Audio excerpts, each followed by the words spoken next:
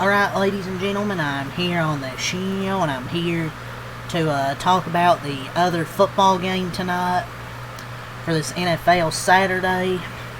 And then I'll do a NFL news at the end to give the injury updates for the Sunday games. Let's get to this one. The Baltimore Ravens beat the Green Bay Packers, 41-24 reaction. Remember what I was saying last week about Derrick Henry?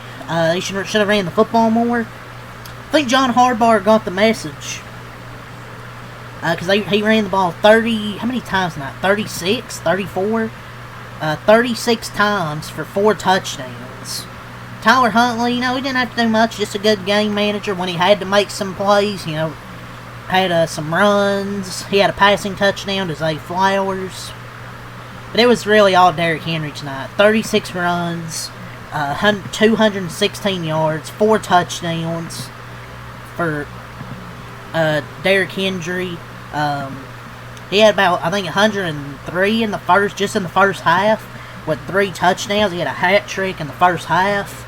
Just absolutely dominant tonight. That's just how good Derrick Henry is, man. Like, if they just give him the ball consistently like this, if they could have done it last week, you could have saved your season because you won tonight.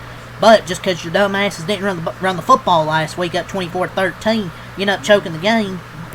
Even if you won, a very good win, but you need the Browns to somehow beat the Steelers. And I highly doubt the Browns are trying to go out and win. They're probably trying to lose for a draft pick. So unless the Steelers somehow lose, the division's over tomorrow. But Derrick Henry, 4 touchdowns, tied a career high, 36 carries, a career high in carries. He had 216 yards, 7th career 200-yard game, most in NFL history, top 10 all-time in rushing yards. Derrick Henry is going to be one of the greatest running backs in NFL history when he retires. It's just insane how good this guy is, man. Game after game, he's putting up good stats. Even when he doesn't get the most carries, he's still putting up good stats. 7 career 200-yard games. One of the best performances by a running back I've ever seen.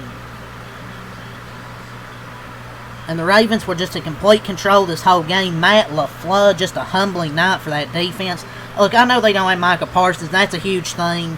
But the Ravens were in complete control. Tonight was just humbling. But I don't know, man. There wasn't really any adjustments, but I don't know what adjustments they could have done. But I'm not an NFL head coach. You're an NFL head coach. Maybe you should make some adjustments. This is just a bad performance and not much fight by this Packers team tonight. I don't even know if you're going to do good in the playoffs. Like, they've clinched a playoff spot. But without Gray on defense, your run defense not being good, your DBs just suck. Without Parsons, nobody pressures the quarterback. The O-line's without 3 starters. Josh Jacobs looks awful with the injury. The offensive line's not really giving him much room to do anything. Brooks and Wilson don't hold up on the ground game for you, especially in the playoffs. Matt LaFleur without variations. It's just everything's bad. Like, Malik Willis going to take you so far. He's definitely improved from when he was on Tennessee. But you can't just rely on him, man. You need other guys to step up. I'm really mainly talking about the defense. You need them to step up because Malik Willis did his thing tonight. Like, I thought he looked good out there. Their only run game was Malik Willis. And he made some good throws, man. He nearly had 300 yards on 21 throws. Only 3 incompletions the whole night and 2 rushing touchdowns. He was the only one doing anything on the ground game. But the defense didn't help. The defense was ass. They got outscored 14-0 in the 4th quarter. It didn't help that Malik Willis' shoulder got hurt, a non-contact. He had to go out of the game. Of course, Clayton Tune comes in, interception. I mean, the interception really wasn't on him. The dude should have caught it. It got deflect off his hands into the air. But Malik Willis balled out. Tyler Huntley was serviceable tonight. Serviceable backup. It's just the Packers had no answer for Derrick Henry. A career-high 36 carries, tied for career-high 4 rushing touchdowns with 216 yards. Moved to number 4 all-time in rushing touchdowns. Probably won you your fantasy title tonight if you play fantasy football. I think it's fantasy title, so might have won you that. And just in the first half, he had 3 touchdowns and 106 yards, and he just kept dominating in the second half. So, it's early in this game. I think it's 14-7, something like that. So, Packers go for it in like 4th and inches. I mean, it's on their own 35, 36. I don't mind going for it there. It's 4th and inches. What I hate, Matt LaFleur and his short yardage runs. I hate Matt LaFleur sometimes. 4th and inches, you run a draw play out of shotgun, which by design makes a tougher 4th down pickup. Why? Try the QB sneak, go under center. Shotgun doesn't work in the NFL on 4th down. Man, I know he muffed an exchange on 4th and 1 against the Bears last week, but he hadn't even played this whole season. How many times has Matt LaFleur run the same exact shotgun play on 4th down? This man has the IQ of a spoon out there. Like he has the IQ of a damn spoon. Like how many times? Remember the Eagles game? He done the same exact shit on like 4th and 1.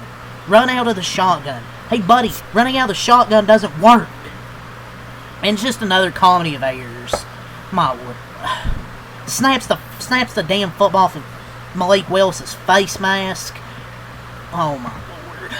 Just a comedy of errors in this football game, man. Like, terrible. Matt LaFleur is incapable of quitting the short yardage shotgun runs. Like, NFL teams have converted 61% of 4th down runs out of shotgun this season. That rises to 75% for under center runs. It's huge imbalance.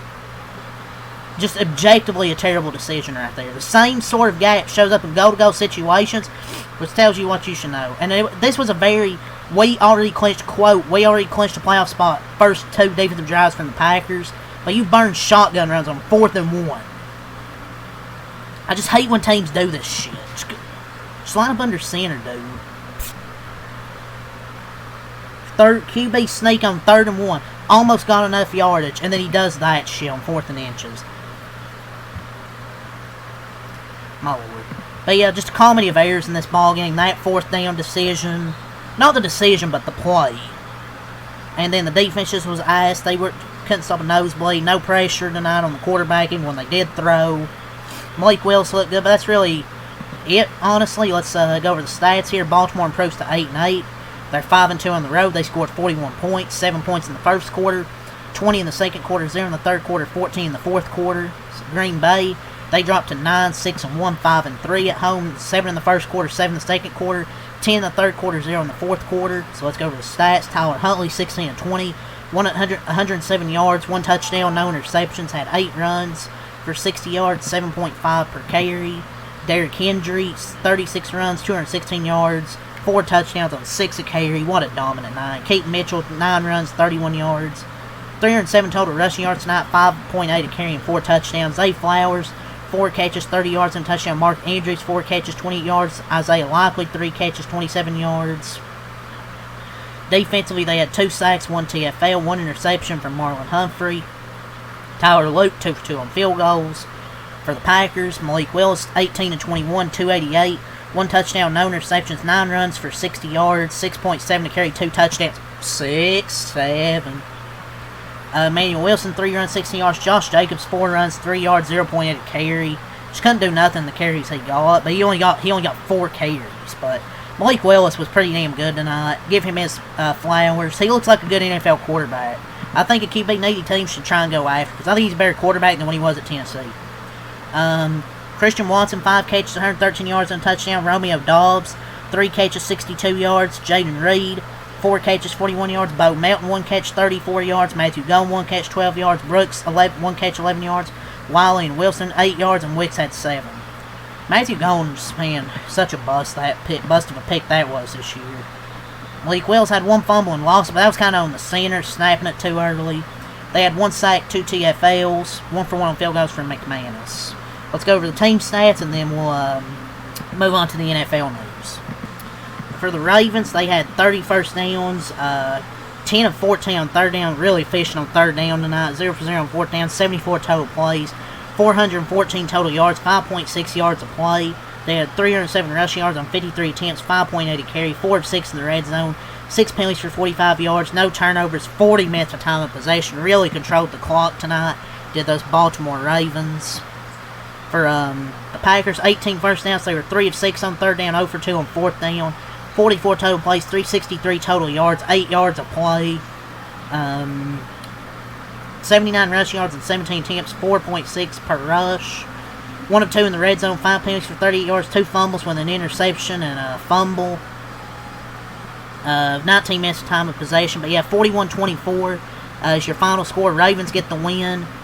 They got to hope for the Steelers to somehow lose to the Browns, but highly doubt that's going to happen. But yeah, good win for Ravens tonight. Derrick Henry with a great performance. But yeah, let's move on to the NFL news to end the night. So let's get to the NFL news. Start with Schefter. So after finishing in last place in each of the past 3 years, the Bears are this season's NFC North champions. They've clinched their division. Raiders running back Ashton Jeanty, whose status has been the source of speculation with his team and the Giants buying Sunday for the number 1 overall pick in the 2026 draft, is expected to play versus the Giants per source. Browns tight end Harold Phantom Jr., who injured his groin during practice Friday and is questionable for Sunday, is expected to be, end quote, a full go versus Steelers per source. Saints receiver Chris Olave, listed as questionable for Sunday due to a back injury, is expected to play versus the Titans per source. Cardinals receiver Marvin Harrison, listed as questionable for Sunday due to a heel injury, is expected to play versus the Bengals, but his snaps will be managed per source. The Colts, it was coming in today. They will be eliminated from playoff contention if the Texans beat the Chargers today, or if Indianapolis loses to Jacksonville on Sunday and the Texans beat the Chargers, so the Colts now eliminated from playoff contention. How sad, man. Started, 8-2 or something, and now they're out. Packers defensive lineman Jordan Riley suffered an Achilles injury during their game tonight against the Ravens. The Broncos, for the first time in 10 years, they are the AFC West champions. So, Chargers lost to the Texans tonight, clinched the division for them. Obviously, Zach Tom, Lamar Jackson didn't play tonight. Patriots running back Travion Henderson is clear concussion protocol and is expected to play Sunday versus the Jets. Ahead of Sunday's game versus the Raiders, the Giants placed 4 players in season-ending injured reserve: Andrew Thomas, John Michael Schmitz, Tyler Dubin, and DJ Davidson. Dude, these teams are trying to out-tank each other, my God.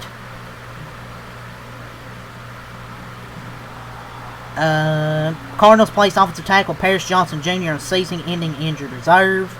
Bills made some roster moves today with Dalton Kincaid and Dawson Knox both questionable for Sunday due to knee injuries. They signed Keeliki Latu from the practice squad, released Michael Hardman Jr., elevated Michael Badgley.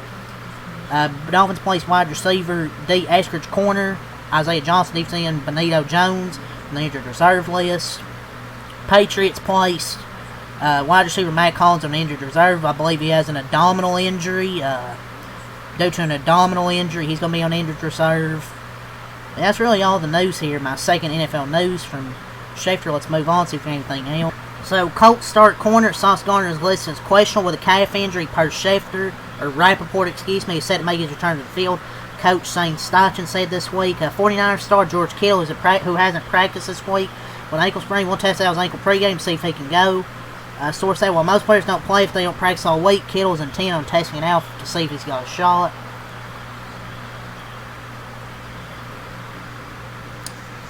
I think that's probably it. To be honest, for all the news here. So yeah, that's really all I say for this video. So leave a like, comment, subscribe for more. Peace, and have a good night. See you tomorrow.